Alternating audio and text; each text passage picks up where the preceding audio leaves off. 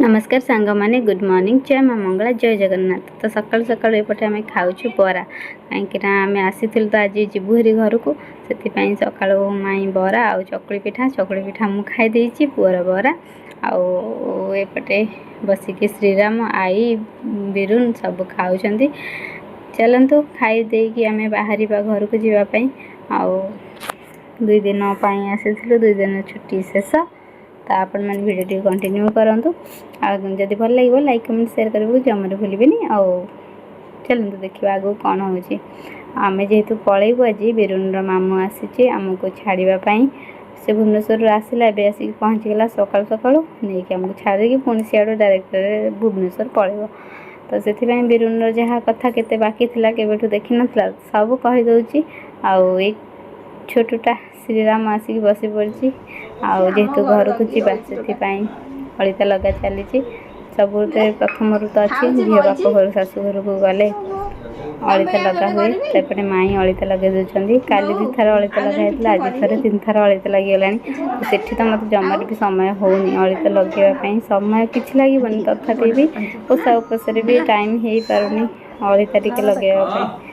तो चलते एपटे बिरुन रेडी हो जापाई से समस्त पाखे टे गेल हो समस्त प्रणाम करदे आम बाहर छुट्टी आमर 2 दिन सरीगला खरा दिन तो हो आसी हेनी से खरा दिन पूर्व माँ को ओषा तो आसिक आम बुलिकी पलैबू पुणी घरे गले पुणी डेली का रूटीन आरंभ होते भल था शाशु घरे कि बाप घरटा सब बाप घर ही रहे कुणिया हो 2 दिन आसबू किंतु बाप घर आज अलवेज बाप घर। तो चलतु जीवा आम आम घर को नहीं जाना बसबी तू जाबे घर था। तो एबे आम आसिकी घरे पूरा पहुँची गलु बिरुन एठी बापा माँ पाखे टिके गेल हो जाउची 2 दिन है नथिला तो से टिके गेल तार चली खरा भी बहुत जोर हो गला। तो आम आसिक 12टा पाखापाखि पहुँची गलु आउपटे नना भात को बो मिसिकी भात आ डाली सीझे थे मुझे डाली फुटेली चटनी कली आ छुई झुलन भाजिली आ बड़ी चूरा कली नना रुटी खाइले आंब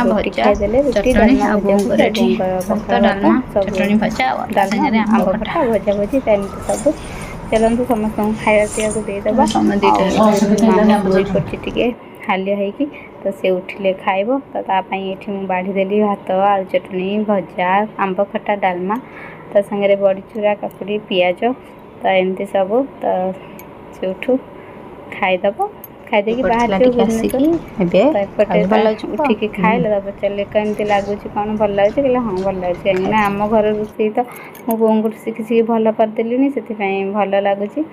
तो पुआ शोई पड़ी ना से कही मामू मुझे बुलिकी जीवी टे एपटे आसबि तो सी जेहतु शोई पड़ी तो 4टा बाजिगला समय समस्त निज निज कम नना गले 10 तुठू बो पाखे अच्छा बिरुन बाबा भी उठे ऑफिस जी बाहर तो एपटे मामू बाहरी गला से मुझे हाँ चल तो छाड़ी देकी आसवा भुवनेश्वर जीव वर्षा बर्षी एवं तो सबुदिन काल बैशाखी जमीक 4टा बेलू वर्षा बर्षी आसूची वर्षा बर्षी हवा पूर्व जा पहुँची जाओ भले भले कहला पुओ सब जाए आपण मैंने देखी थे एपटू जापटे आसो ना एपटू जापटे आसो तो सी कहला कहला पुओ थी जाता हाँ पुओ तो शोची आऊँगी हेरी तो उठिले पुणी खोज से उठला पर भी खोजिला जे मामा मामू केते बेड़े गला आ मत उठिलु ना मुझे पड़ी तो ये मुझे जहाँ पहुँचिक फोन करूँ जहाँ भुवनेश्वर 2 घंटा लगे 4टा होगा 6टा हो पहुँचला बेलू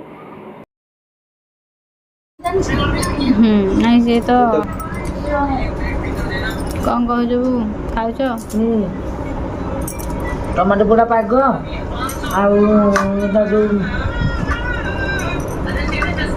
चटनी झुलन भजा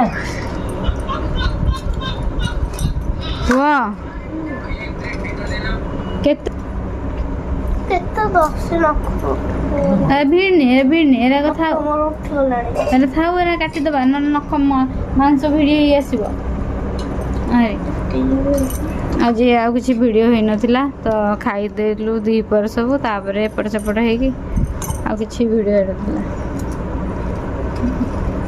ଚା ଜଳଖିଆ ଖାଇକି ଏବେ ରାତି ଖାଇବା। ଆଇସ୍କ୍ରିମ୍ ଭଲ ଲାଗିଥିଲା। ଏଇ ଯୋଉ ଇଆଡ଼େ ଆଇସ୍କ୍ରିମ୍ ହେଉଛି ଏରା କେବେ ଖାଇବୁ, ଏରା ଭଲ ଆଇସ୍କ୍ରିମ୍ ନୁହଁ। ତୁ ଯେତେବେଳେ ଖାଇବୁ ଗୋଟିଏ ଖାଇବୁ, ଭଲଟେ ଖାଇବୁ, ଭଲ ନୁହଁ ବୋଉ। ଏରା ଭଲ ଆଇସ୍କ୍ରିମ୍ ନୁହଁ, ଏରା ଖାଲି ଦେହ ଖରାପ ହେବ। ଗାଁରୁ କେତେବେଳେ ଆଇସ୍କ୍ରିମ୍ ରଖିକି ଖାଇବୁ, ଆଇସ୍କ୍ରିମ୍ ଖାଇବୁ ବୋଲି। ବାଙ୍କିରୁ ମା କାଲି ବାଙ୍କିରୁ ଆଇସ୍କ୍ରିମ୍ ଆଜି ଖାଇଲେ ପୁରା ବଢ଼ିଆ ଆଇସ୍କ୍ରିମ୍ ଚକୋଲେଟ୍ର ସଦାବେଳେ ଦେଲେ 2ଟା ଆଇସ୍କ୍ରିମ୍। ଗୋଟେ ତୁ ଖାଇଦେଲେ ମୁଁ ଆଉ ତୁ ଖାଇସାରିଲେ ଯାଇ ବୋଉ ଆଇସ୍କ୍ରିମ୍ ଥାନ୍ତା, ସେ ମେଲ୍ଟ ହେଇଯାଇଥାନ୍ତା, ବୋହି ଯାଇଥାନ୍ତା। କ'ଣ ପାଇଥାନ୍ତୁ, ଖାଇପାରିନଥାନ୍ତୁ, ବତୁରି ଯାଇଥାନ୍ତା। ଶୋରୁମକୁ ଯାଇଥିଲି, ସବୁ ବାଇକ୍ ବାଇକ୍ 3ଟା, ସ୍କୁଟି ସବୁ ତକ ସୁଜୁକି।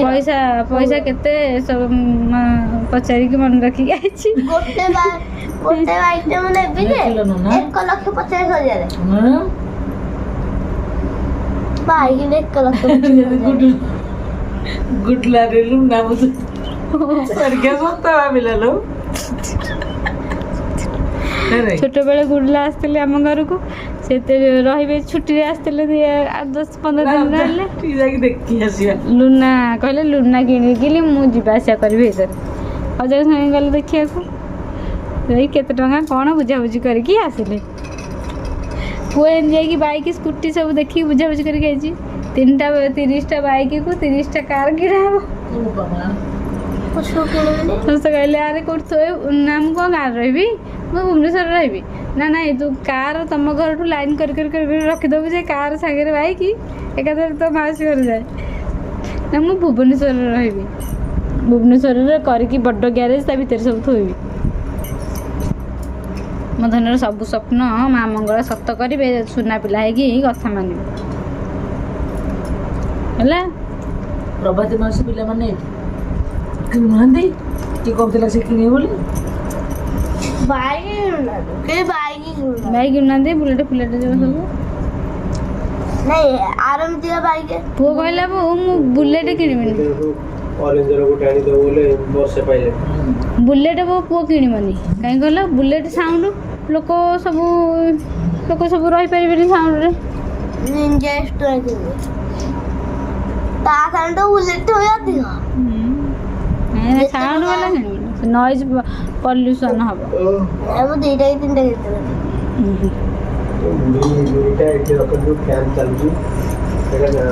କାଲି ତ ମୁଁ ପୁରେଇ ଦେବି ଆଉ ଏଇଟା ଏପଟେ ନେଇ ଥୋଇ ଦେଇଛି ପରା, କାଲି ପୁରେଇ ଦେବି।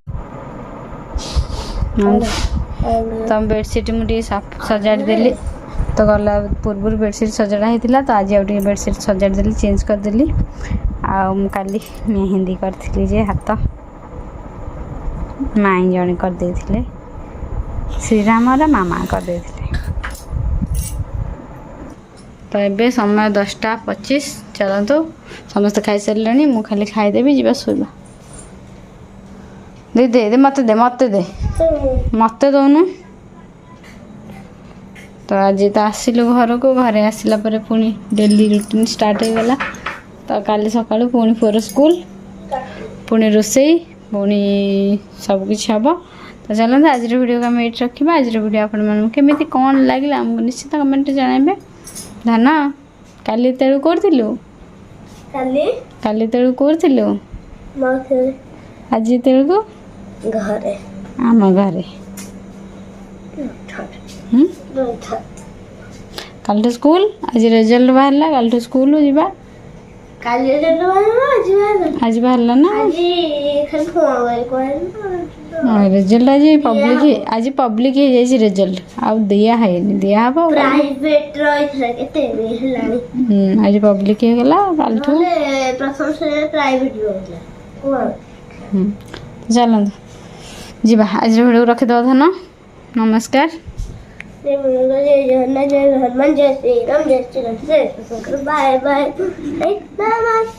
ଯେତେବେଳେ ଆମେ ଠାକୁରଙ୍କୁ ଡାକିବା ଧୀର ସ୍ଥିର ହେଇକି ନମ୍ର ହେଇକି ଠାକୁରଙ୍କୁ ଡାକିବା। ଓକେ, ଚାଲ। କାଲି ଯେଉଁ 2-3 ଦିନ ଯାକ ତୋର କେମିତି କଟିଲା? ମାଉସୀ ଘରେ, ମାମୁଁ ଘରେ?